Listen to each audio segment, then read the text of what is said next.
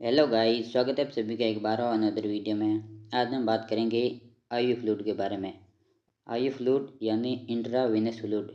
इसमें अपन बात करेंगे कौन सी बोतल को कब लगाना है, और इसके साथ बात करेंगे किसी पेशेंट को दिन में कितनी बोतल चढ़ा सकते हैं, और इसके साथ बात करेंगे बीपी वाले पेशेंट को, शुगर वाले पेशेंट को और कमजोरी वाले पेशेंट को कौन सी बोतल चढ़ानी है, इसके बारे में बात करेंगे।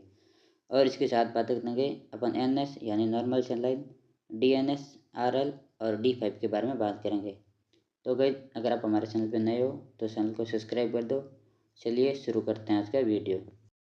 सबसे पहले बात करते हैं अपन आईवी फ्लूइड के बारे में। आईवी फ्लूइड यानी इंट्रावेनस फ्लूइड। आईवी फ्लूइड वो होते हैं जिनको सीधा पुश किया जाता है वैन के अंदर। अगर किसी फ्लूइड को सीधा वैन के अंदर यानी नस के अंदर दिया जाता है उसको अपन आईवी फ्लूइड के नाम से जानते हैं। और आज अपन 5 आईवी फ्लूइड के बारे में बात करेंगे, जिसमें पहले अपने पास वो है एनएस यानी नॉर्मल सैलाइन, दूसरे अपने पास डीएनएस यानी डेक्सट्रोज नॉर्मल सैलाइन, और नेक्स्ट अपने पास वो है आरएल यानी रिंगर लैक्टेट सॉल्यूशन, और इसके साथ ही डी5, डी10 और डी25, और इसी के साथ बात करेंगे अपन मैनिटोल सॉल्यूशन के बारे में। तो गई चलिए अब अपन इनको एक एक करके जानने की कोशिश करते हैं। सबसे पहला जो अपने पास आईवी फ्लूइड है वो है एनएस यानी नॉर्मल सैलाइन। और अगर अपन इसकी कंपोजिशन की बात करें तो एनएस के अंदर 0.9% होता है NaCl 100 ml की बोतल में। अगर 100 ml की बोतल है तो उसके अंदर 0.9% NaCl यानी नमक की मात्रा होती है, और ये बोतल आपको 100 ml की और 500 ml की मिलती है, और इसके साथ ही आपको 1000 ml की भी देखने को मिल सकती है। अब बात करते हैं नॉर्मल सैलाइन का यूज़। नॉर्मल सैलाइन को कब कब दिया जाता है इसके बारे में बात करेंगे। तो सबसे पहले इसका यूज़ है वो है डिहाइड्रेशन। जब किसी पेशेंट के शरीर में पानी की कमी हो जाती है तो उस कंडीशन में आप उसको एनएस चढ़ा सकते हो। इसके साथ ही वुंड वॉशिंग यानी घावों को धोने में, और इसके साथ ही डाइल्यूशन ऑफ इंजेक्शन यानी अगर कोई इंजेक्शन पाउडर फॉर्म में और उसको मिलाना है तो उसमें आप एनएस का यूज़ कर सकते हो। और इसके साथ ही मेंटेन वाटर बैलेंस, अगर शरीर में पानी की कमी को पूरा करने के लिए भी इसका यूज है वो किया जाता है। अब बात करते guys upon dose of NS यानी नॉर्मल सैलाइन की डोज कितनी देनी है। जो नॉर्मल सैलाइन की डोज होती है वो कम्प्लीटली डिपेंड करती है पेशेंट की कंडीशन पर, क्योंकि अपन बिना बताए ये नहीं बता सकते कि कौन से पेशेंट को कितनी मात्रा में देना है। लेकिन फिर भी मैं आपको स्टैंडर्ड डोज बता देता हूँ। आप 2000 से लेकर 3000 ml चढ़ा सकते हो किसी पेशेंट के अंदर 24 घंटों के अंदर। और एनएस के बारे में आप एक और नोट याद कर लेना।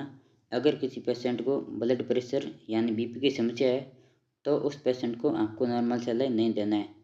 जो नेक्स्ट आईवी फ्लूइड है अपने पास वो है डीएनएस। डीएनएस का मतलब होता है डेक्सट्रोज नॉर्मल सैलाइन। और डेक्सट्रोज नॉर्मल सैलाइन के कंपोजिशन के बारे में बात करें तो इसके अंदर होता है 0.9% NaCl, और इसके साथ ही 5 ग्राम डेक्सट्रोज होता है, और ये आपको 500 ml की बोतल में देखने को मिलता है। अगर आप 500 ml की बोतल देखोगे तो इसके अंदर 0.9% NaCl और इसी के साथ ही 5 ग्राम डेक्सट्रोज पाया जाता है। अब बात करते हैं guys upon use of DNS यानी डीएनएस का यूज़ कब किया जाता है। डीएनएस का यूज़ तब किया जाता है अगर किसी पेशेंट के शरीर में पानी की कमी हो जाती है तो आप उस कंडीशन में कर सकते हो। इसी के साथ ही हाइपरटेंशन, अगर किसी बीपी वाले पेशेंट को भी आप इसको लगा सकते हो। इसके साथ ही to treat of insulin shock, अगर किसी पेशेंट को इंसुलिन शॉक लग जाता है तो उस कंडीशन में भी आप डीएनएस का यूज़ कर सकते हो। और इसके साथ ही इन एक्सीडेंटल कंडीशन, अगर किसी पेशेंट में एक्सीडेंट की कंडीशन में फ्लूइड लॉस हो जाता है तो उस कंडीशन में भी आप इसका यूज़ कर सकते हो। अब अपन बात करेंगे डीएनएस की डोज क्या रहती है, इसके बारे में बात करेंगे। ये भी कम्प्लीटली निर्भर करता है पेशेंट की कंडीशन पर, लेकिन फिर भी आप 2500 से 3000 ml यानी कम से कम आप 3 लीटर किसी पेशेंट को दे सकते हो 24 घंटों के अंदर।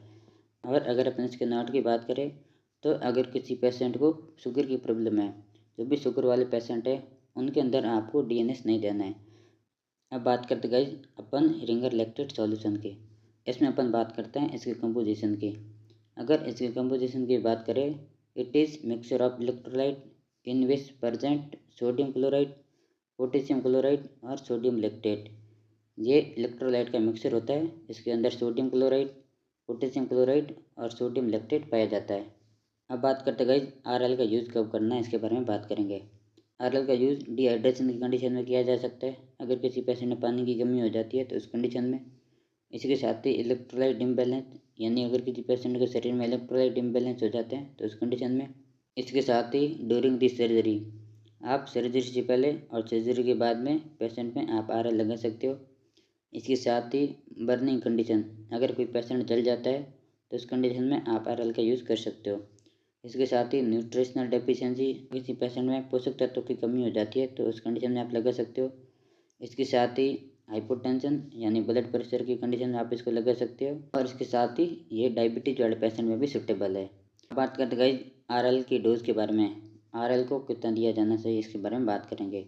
ये भी कम्प्लीटली निर्भर करता है पेशेंट की अवस्था पर और उसकी बीमारी पर, लेकिन फिर भी आप इसको 500 से लेके 1000 ml दे सकते हो एक दिन के अंदर किसी भी पेशेंट में। लेकिन आपको लैक्टेशन पीरियड वाली फीमेल में ये नहीं देना है। जब किसी फीमेल की डिलीवरी होती है तो उसमें 6 महीने तक लैक्टेशन पीरियड चलता है। उन लेडीज़ में आप आरएल का यूज़ नहीं कर सकते, क्योंकि इसमें लैक्टेट होता है और लैक्टेशन के पीरियड में आप आरएल का यूज़ नहीं कर सकते। अब बात करते हैं गाइज अपन डेक्सटोज के बारे में। डेक्सटोज आपको 3 प्रकार के मिलते हैं, D5, D10 और D25। D5 का मतलब होता है 100 ml के अंदर डेक्सटोज की मात्रा 5 ग्राम होती है। और D10 का मतलब होता है अगर कोई 100 ml की बोतल है तो उसके अंदर 10 ग्राम डेक्सटोज होता है। और D25 का मतलब होता है 100 ml की बोतल के अंदर 25 ग्राम डेक्सटोज की मात्रा होती है। अब बात करते गाइस यूज़ ऑफ डेक्सटोज। डेक्सटोज का यूज़ कब कर सकते हो? सबसे पहले आप डिहाइड्रेशन यानी शरीर में पानी की कमी हो जाती है उस कंडीशन में। इसके साथ ही वीकनेस यानी अगर किसी पेशेंट को कमजोरी आ जाती है तो उस कंडीशन में। और इसके साथ ही डिजीनेस यानी चक्कर आना, अगर किसी पेशेंट को बार बार चक्कर आ रहे हैं तो उस कंडीशन में भी आप डेक्सटोज का यूज़ कर सकते हो। और बात अगर हम इसके डोज की करें तो इसकी डोज आप किसी भी पेशेंट में 2000 से लेकर 3000 ml 24 घंटों के अंदर देख सकते हो, लेकिन फिर भी अलग अलग पेशेंट पे इसकी डोज अलग अलग हो सकती है। अब बात करते गाइज अपन मैनीडोल सॉल्यूशन के बारे में। मैनीडोल सॉल्यूशन तब दिया जाता है जब किसी पेशेंट के शरीर में यूरिन की मात्रा कम हो जाती है। ये बेसिकली डायूरेटिक कंडीशन में दिया जाता है, यानी इसको देने से यूरिन का आउटपुट बढ़ जाता है। अगर किसी पेशेंट के शरीर में यूरिन की मात्रा कम हो रही है तो उस कंडीशन में आप उनको मैनीडोल सॉल्यूशन दे सकते हो। और अगर आप 100 ml की बोतल देखते हो तो उसके अंदर आपको 20 ग्राम मैनीडोल देखने को मिल सकता है। और अगर अपन इसके डोज की बात करें तो ये भी अलग अलग पेशेंट पे अलग अलग हो सकती है, लेकिन फिर भी आप इसको 100 से लेके 500 ml किसी भी पेशेंट में एक दिन के अंदर दे सकते हो। तो गाइज ये था अपना टॉपिक, बताना आपको कैसा लगा। अपन लोगों ने आयु फ्लूइड को पूरी तरह से समझने की कोशिश की है। अगर आपको वीडियो पसंद आए तो वीडियो को लाइक करो, और अगर आप हमारे चैनल पर नए हो तो चैनल को सब्सक्राइब कर दो। और नेक्स्ट वीडियो किस टॉपिक पे बनाना है आप उनको भी कमेंट बॉक्स में बता सकते हो। चलिए इस वीडियो को यहीं एंड करते हैं। Thank you so much for watching, love you all, take care, bye bye.